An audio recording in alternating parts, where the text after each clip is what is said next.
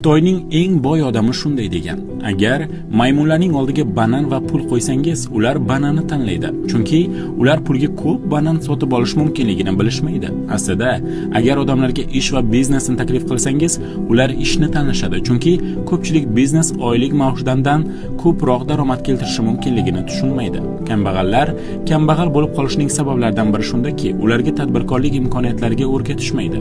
Ular maktabda juda ko'p vaqt o'tkazishadi va maktabda o'rgatiladigan narsa bu faqat oylik ishlash uchun, o'zlari uchun emasdir. Daromad oylikka qaraganda yaxshiroqdir, chunki oylik sizni qo'llab-quvvatlashi mumkin, ammo daromad sizni boy qilib tashlaydi. Agar siz yuksalishni va biznesda muvaffaqiyatga erishishni xohlasangiz, bizning Telegram kanalimizda 21-asrning eng noyob asarlarini topishingiz mumkin. Telegram kanalimizga profil shapkadagi ssilka orqali o'tishingiz mumkin.